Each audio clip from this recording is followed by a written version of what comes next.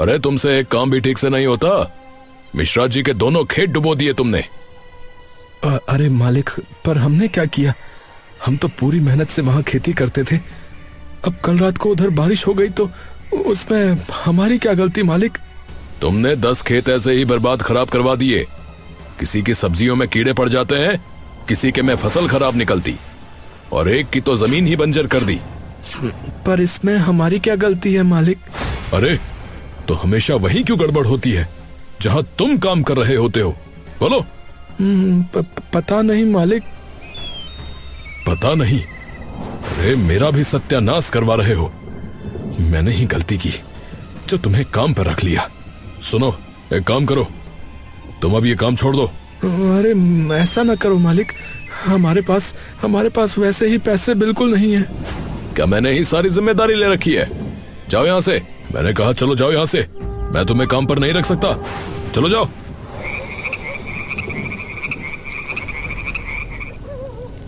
दोनों भाई कड़कती ठंड की शाम में वापस अपने छोटे से टूटे घर में लौट आते हैं।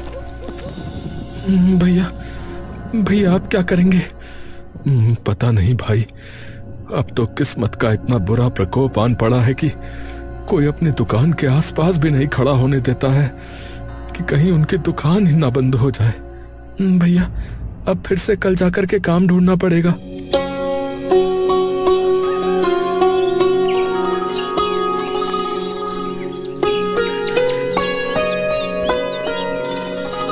अगले दिन ही महेश और जितेश काम ढूंढने निकल जाते हैं। तभी उन्हें दिखता है कि पास में एक नया घर बन रहा है जहां पर एक ठेकेदार बैठा है। महेश और जितेश तुरंत उसके पास चले जाते हैं।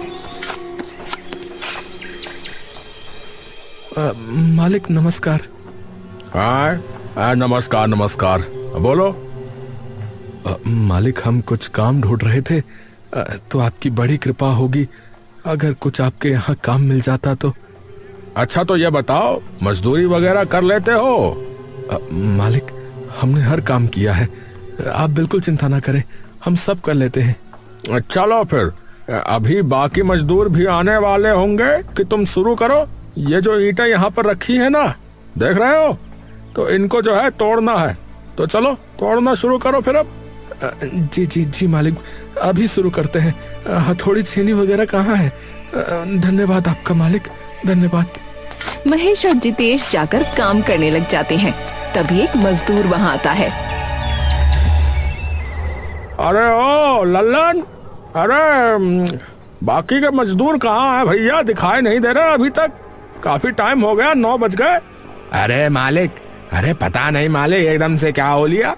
ज्यादातर मजदूर एकदम से बीमार पड़ गया मालिक, एकदम से। और एक तो बता रहा है कि चोट लग गई उसके। अरे क्या बहानेबाजी कर रहे हैं ये सब के सब?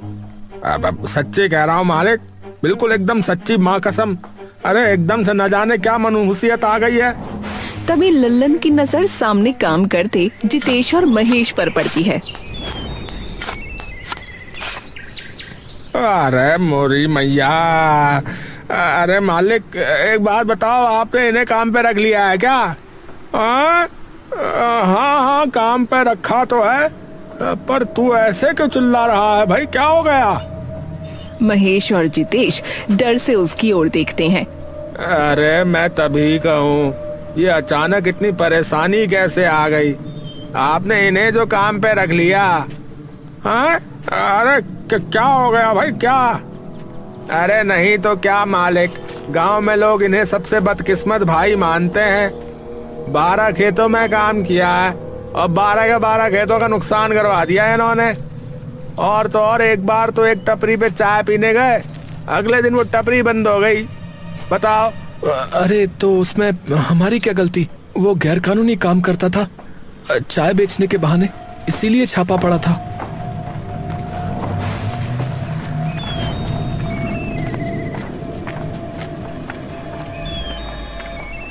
ओ भाई तुम निकलो, कहीं हमारे काम में भी परेशानी ना आ जाए।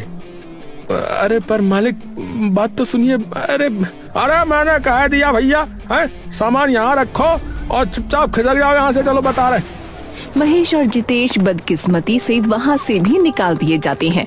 वो पूरा दिन घूमते रहते हैं लेकिन उन्हें कहीं काम नहीं मिलता और थक हार कर वो अपने घर वापस लौट आते हैं।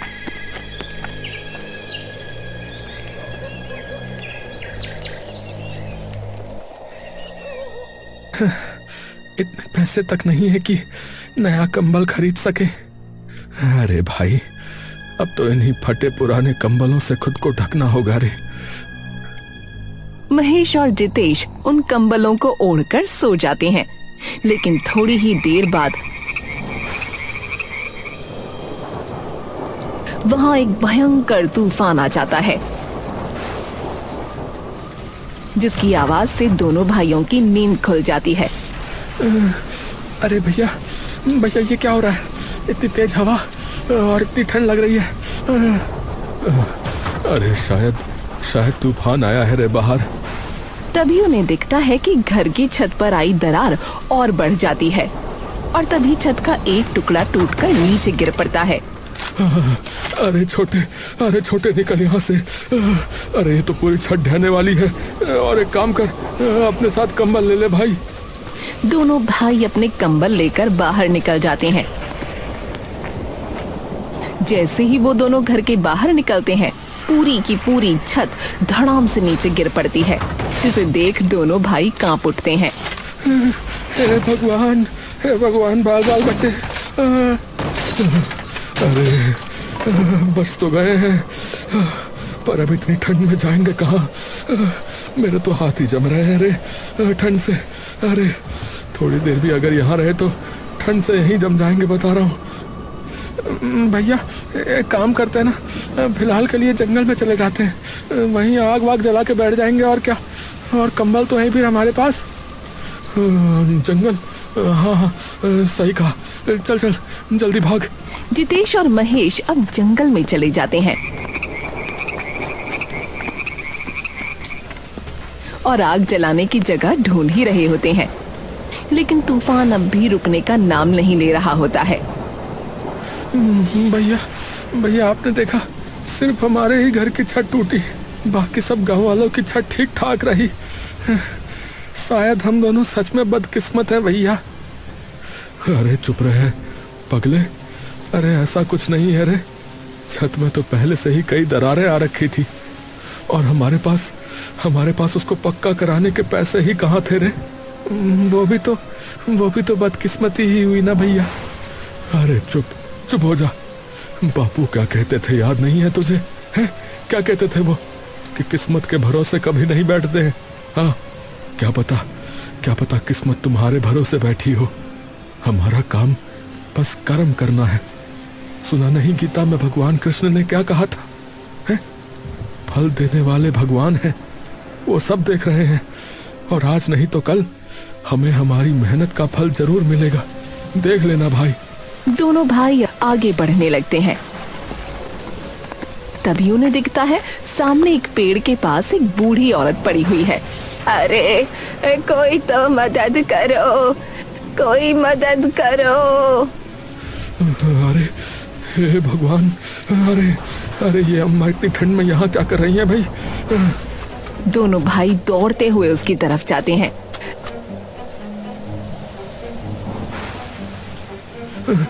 अरे अम्मा, अरे क्या हुआ? यहाँ क्या कर रही हो ऐसी आंधी और इतनी भयंकर ठंड में? अरे कुछ हो जाएगा। जितेश और महेश तुरंत उन्हें अपने कंबल से ढक देते हैं। बेटा, वो मेरी झोपड़ी में बहुत ठंड हो रही थी तो सोचा थोड़ी लकड़ी लाके जला लूं, लेकिन इतनी ठंड थी कि बाहर मेरी सारी हड्डियां सर्दी में जकड़ गईं। अरे अम्मा, हमें बताओ फिर आपकी झोपड़ी कहाँ है?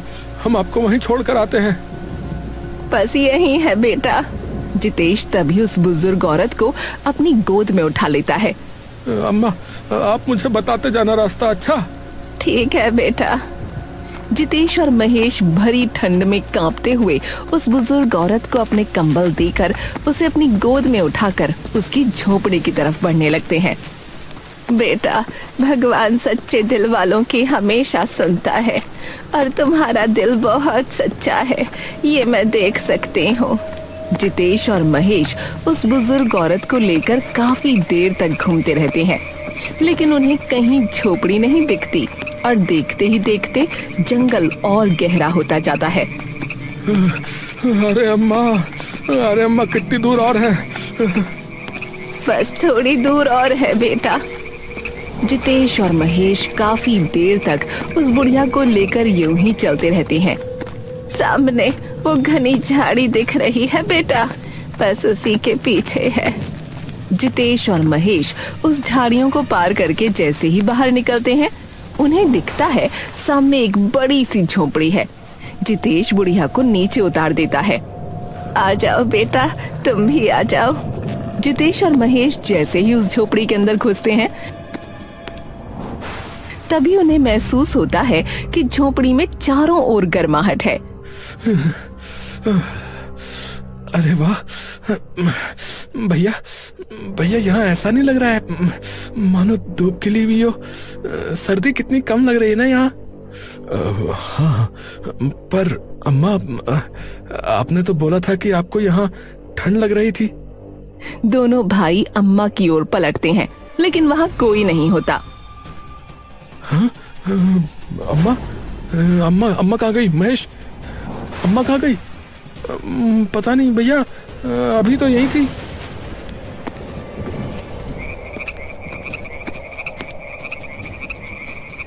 दोनों भाई बाहर निकलकर देखते हैं, लेकिन आसपास बस अंधेरा होता है। हाँ, कहाँ गई अम्मा? तभी उनके सिर के ऊपर से चांद की रोशनी में एक सफेद कबूतर उड़ता जाता है। जिसका मन पूरी तरह से सच्चा है, उसका बसेरा इस जगह पर पक्का है। क्या था ये? अरे अम्मा ने भी तो यही कहा था ना कि हमारा मन सच्चा है। दोनों भाई वापस उस घर के अंदर चले जाते हैं। भैया, इसका मतलब वो कोई जादुई अम्मा थी। इसका मतलब ये भी है कि ये घर हमारे लिए है। मुझे नहीं पता भाई, पर आज रात के लिए यहीं रुक जाते हैं, क्योंकि अगर बाहर रहे तो इस सर्दी में हम बच नहीं पाएंगे। जितेश और महेश सामने रखी अलमारी खोलते हैं, जहां नए कंबल और गद्दे रखे होते हैं। अरे महेश, ये देख, ये तो बिल्कुल नए हैं रे। हैं? क्या बात कर रहे हो भैया? ये क्या हो रहा है? अरे भाई, अब जो भी हो रहा है उसे भगवान का आदेश मान के स्वीकार कर ले छोटे, वरना तो अब तक हमारा बुरा हाल हो चुका होता। दोनों भाई वो गद्दे बिछाकर उन नए कंबलों को ओढ़कर वहीं सो जाते हैं।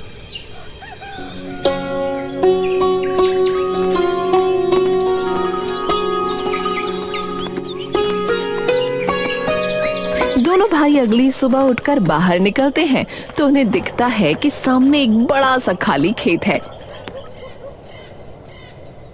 ये क्या है? और आपने ये खेत देखा? हाँ भाई, ये खेत है किसका? लेकिन महेश और जितेश जाकर उस खेत की मिट्टी छूकर देखते हैं। अरे भैया, जरा देखिए तो, इस खेत की मिट्टी भी कितनी उपजाऊ लगती है। अरे महेश, अपने जीवन में ना कभी इस खेत को देखा और ना ही कभी कुछ सुना ही इस खेत के बारे में कभी। तभी एक कौवा उड़ते हुए उनके सर के ऊपर से चिल्लाता हुआ आ जाता है। मेहनती इंसान को गिर के उठना दोबारा है, और तुम ये कई बार कर चुके हो, इसलिए सब कुछ तुम्हारा है। हाँ? अरे पहले सफेद कबूतर, फिर ये कौवा, ये पक्षी बोल कैसे पा रहे हैं? ये तो कोई जादुई जगह लगती है भाई। पर ये हमारे अलावा किसी और को क्यों नहीं दिखी? भैया, आपने ही तो कहा था कल कि ऊपर वाला सब देख रहा है, और आज नहीं तो कल हमें हमारी मेहनत का फल अवश्य मिलेगा। तो क्या पता यही हमारा फल हो भैया। जितेश कुछ देर के लिए चुपचाप उस खेत की तरफ देखता रहता है। यह शायद हमारे स्वर्गवासी माता पिता का आशीर्वाद हो। दोनों भाई एक दूसरे की तरफ देखकर मुस्कुराने लगते हैं। अरे भैया, हम अब इतने बड़े खेत को जोतेंगे कैसे? अरे वाह, हाथ में खेत आते ही मेहनत भूल गया। अरे भगवान ने सिर्फ मौका दिया है छोटे, पर इस मौके का फायदा हमें अपनी मेहनत से उठाना पड़ेगा ना। सही कहा भैया, बिल्कुल सही कहा। दोनों भाई उसी दिन से उस खेत में मेहनत करना शुरू कर देते हैं और हर दिन अपनी पूरी जान उस खेत में झोंक देते हैं। और देखते ही देखते उनकी मेहनत रंग लाने लगती है। वाह भैया, देखो पूरा खेत हरा भरा हो चुका है फसलों से। हाँ भाई, इतनी फसल उगी है कि इसे बेच दे तो 2 साल का खर्चा निकला है। हाँ भैया, सब भगवान की कृपा है भैया। कहाँ लोग हमें मनहूस कहते थे, और देखो ना, हमने अपना इतना बड़ा खेत खड़ा कर दिया। हारे छोटे, मन के जीते जीत है और मन के हारे हार। और कुछ सालों तक दोनों भाई यूं ही मेहनत से उस खेत में काम करते रहते हैं। देखते ही देखते अब उनके पास खूब सारे पैसे जमा हो जाते हैं। अरे वाह भैया वाह, तुम दोनों भाइयों ने कमाल कर दिया भैया। सबसे ज्यादा गेहूं और सब्जियां तुम्हारे खेत से आती हैं आजकल, और वो भी एकदम खरी खरी। हाँ, ये लो भैया अपने पैसे, गिन लेना। अच्छा, बड़ी गड्डी है। धन्यवाद भाई साहब। जितेश और महेश अपने पैसे लेकर वापस चले जाते हैं।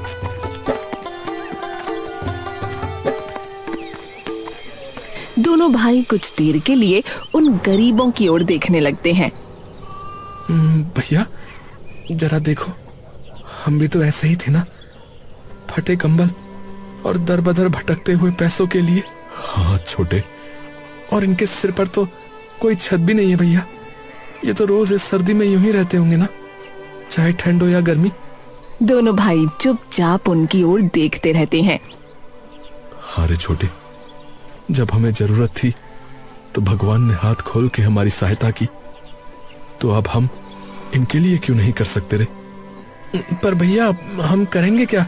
एक काम करते हैं रे, इन गरीबों के लिए एक घर बनवाते हैं और इनका काम शुरू करवाएंगे। फिर महेश के चेहरे पर ये सुनते ही मुस्कान आ जाती है और अगले ही दिन दोनों भाई मिलकर अपनी मेहनत से कमाए पैसों से उन गरीबों के लिए घर बनवाना शुरू कर देते हैं। वो जो भी कमाते, दोनों उसमें से ज्यादातर पैसा उन गरीबों के घर बनाने या उनके खाने पीने में लगा देते हैं और देखते ही देखते वो घर भी बन जाते हैं। अरे बाबूजी, आप लोग हमारी जिंदगी में भगवान बन के आए हो बाबूजी। सच में आपने हमें रहने के लिए छत दी, हमें खाना दिया। अरे भगवान का बहुत बहुत धन्यवाद, आपका बहुत बहुत धन्यवाद। अरे हमने रहने के लिए छत दे दी, लेकिन अब अपनी किस्मत का मालिक आपको खुद बनना होगा और मेहनत करनी होगी, वरना आपके खाली पेट को हमेशा तो कोई और नहीं भरेगा ना। जी जी भैया जी, वो क्या है कि खाना पीना नहीं मिलता तो काफी कमजोरी है शरीर में। जैसे ही अब मैं थोड़ा ठीक महसूस करूंगा तो मैं बहुत मेहनत करूंगा भैया, और आप देखिएगा हम भी ऐसा ही घर बनवाएंगे एक दिन दूसरों के लिए। ये की ना बात भैया आपने। कुछ ही दिनों में गांव में चारों तरफ महेश और जितेश के चर्चे शुरू हो जाते हैं और दोनों भाइयों की ऐसी तरक्की से नुकसान उनके पुराने मालिक जमींदार करमचंद को होने लगता है।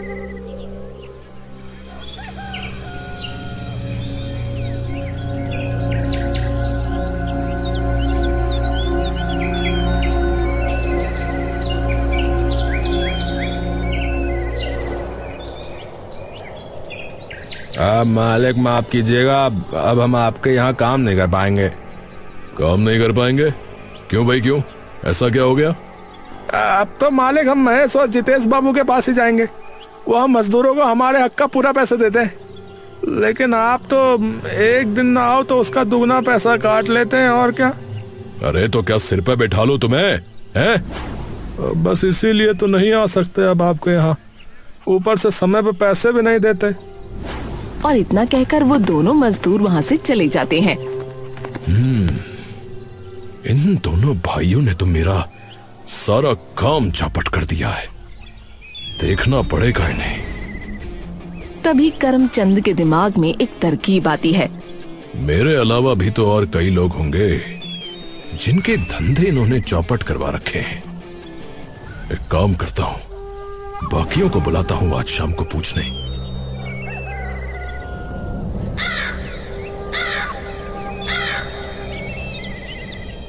अरे भाइयों, अरे मैंने आप सबको यहां बात करने के लिए बुलाया है।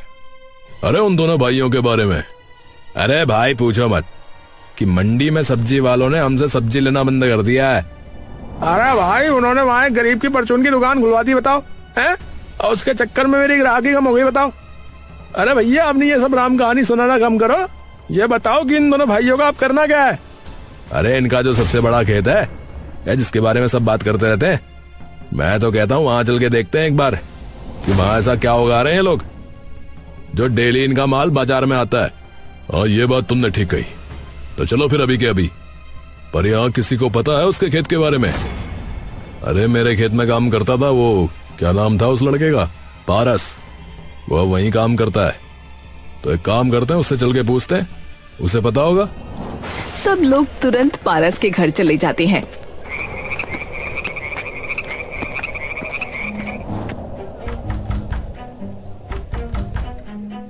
अरे आप लोग यहाँ क्या कर रहे हैं मालिक? अरे भाई पारस, अरे सुनो भाई। अरे भाई, वो जिनके यहाँ तुम काम करते हो उन दोनों के खेत वेत कहाँ है भाई? मैं नहीं बताऊंगा जमींदार जी, नहीं बताऊंगा। वो तुझसे प्यार से बात कर रहा है ना, तो बता दे, नहीं तो तेरी। अच्छा ठीक है, मैं बताता हूँ। पारस उन्हें उस खेत में ले जाता है।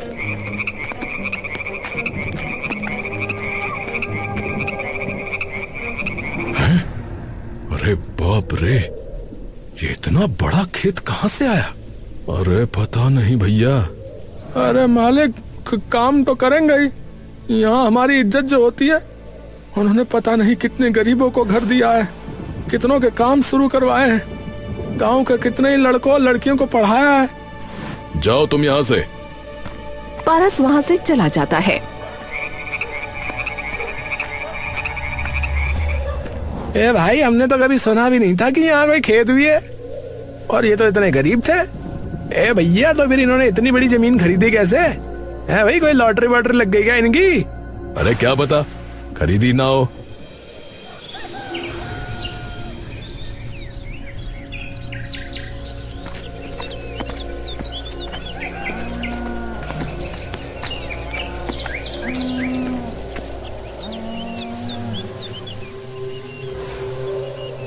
अरे ये क्या है भैया? पता नहीं छोटे, चल के पूछते हैं। जितेश और महेश उनके पास जाते हैं। अरे आप लोग हमारे खेत में क्या कर रहे हो? तुम्हारा खेत? अबे तुम्हारा खेत कब से है ये तो मेरा खेत है। क्या? ये क्या बकवास है? अरे तो तेरा है तो जरा कागज दिखा ना फिर कि ये खेत तेरा है। ये सुनते ही दोनों भाई चौंक जाते हैं। कैसे कागज? अरे इस जमीन के कागज, जिससे यह साबित होता हो कि ये जमीन तुम्हारी है। नहीं, ऐसे तो कोई कागज नहीं है। तो फिर ये जमीन तुम्हारी कैसे हुई भाई? अरे पर हम पिछले 5 सालों से यही खेती करते आ रहे हैं। तो मतलब पिछले 5 सालों से गैर कानूनी तरीके से यहाँ काम कर रहे हो? अबे मैं तो कहता हूँ निकलो यहाँ से, वरना ये जो लोग मेरे पीछे खड़े देख रहे हो ना, वो तुम्हारा ऐसा हाल करेंगे कि तुमने सोचा भी नहीं होगा। अभी इन लोगों से जिद बहस करने का कोई फायदा नहीं है छोटे। फिलहाल के लिए चलते हैं और सोचते हैं कि क्या करना है।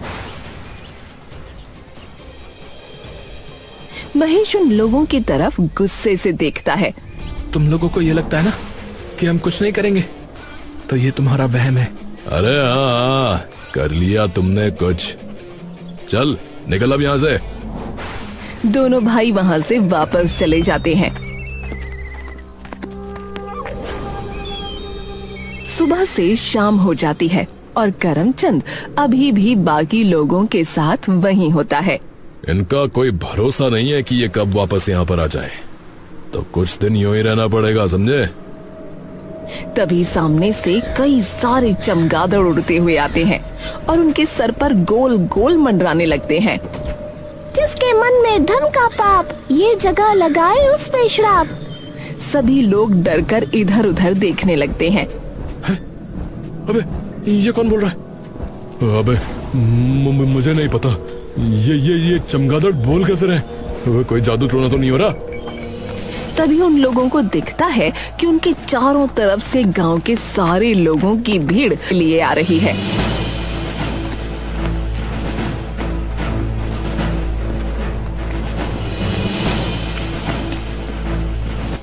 ए भाई कौन है भाई ये?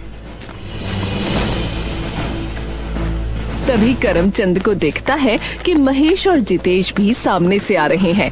अरे ये सब क्या हो रहा है?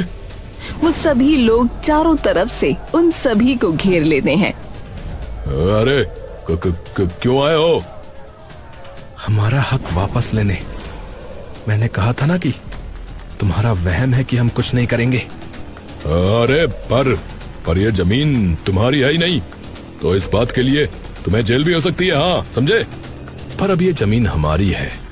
करमचंद जी, अरे पटवारी जी, जरा सामने तो आइए। उस भीड़ में से पटवारी निकल कर आता है, जिसके हाथ में कई सारे कागज हैं। ये रहे कागज इस जमीन के। अरे ये कैसे हो सकता है? नहीं, अरे तुमने एक ही दिन में ये सब हो सकता है। अरे ये गलत है। तभी भीड़ में से एक पुलिस वाला निकल कर आता है, जो पता नहीं कितने सालों से मजदूरों के हक का पैसा खाते आ रहे हैं। जबरदस्ती लोगों की जमीन हड़प लेते हैं, लेकिन इन्होंने जो है गरीबों का काम दिया है, खाना दिया है, और मुझे एक गरीब के बेटे को पढ़ाया लिखाया, जिसकी वजह से ही मैं आज यहाँ पर हूँ। समझ में आ गई बात? और ये मत भूलो, गांव का हर गरीब किसान और वो आदमी इनके पीछे खड़ा है जो बेईमानी में नहीं, मेहनत पर भरोसा रखता है। तो तुम अभी के अभी जो है यहाँ से निकल जाओ, बता रहे हैं, वरना सोच लो कि इतने सारे लोग मिलके तुम्हारा क्या हाल करेंगे। अरे भाई कालू, अबे यार, मुझे लग रहा है यहाँ पर भीड़ भारी हो गई है। एक काम कर, पहाड़ में जाए जमींदार, इसके 250 रुपए वापस कर और खिसक ले बेटे यहाँ से, वरना बेमतलब में मारे जाएंगे। क्या समझा? सभी तुरंत वहाँ से भाग जाते हैं और उनके पीछे बाकी जमींदार और करमचंद भी तुरंत वहाँ से निकल जाते हैं।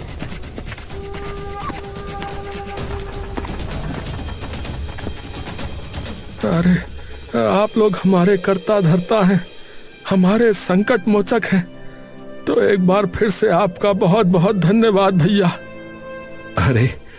अरे आप लोग मुझे धन्यवाद क्यों कर रहे हैं? आप लोग अभी भी नहीं समझे क्या? अरे हमने कुछ नहीं किया, ये सब तो आपने ही किया है। आप लोगों को हमने बस मौका दिया है, उस मौके को मेहनत करके आप लोगों ने भुनाया है। आप सभी लोग मेहनत करते हैं मेरे खेत में, अपने अपने कामों में, इसीलिए आपके पास ये सब है। हमारे इंस्पेक्टर साहब को ही देख लो, हमने तो बस उन्हें थोड़े पैसे दिए थे, बाकी दिन रात पढ़ाई लिखाई भागा दौड़ी वो तो इन्होंने ही की थी ना, इसीलिए ये इंस्पेक्टर बन पाए। और हमने भी तो मेहनत की, पता नहीं कितनी जगह से निकले, और जब हमें ये जगह मिली तब भी खूब मेहनत की, इसीलिए आज यहां तक पहुंच पाए। तो बस बात इतनी सी है मेरे भाइयों कि मेहनत का फल सदैव मीठा होता है, और आप सभी ने मेहनत की है, तो धन्यवाद आप लोग स्वयं का करो।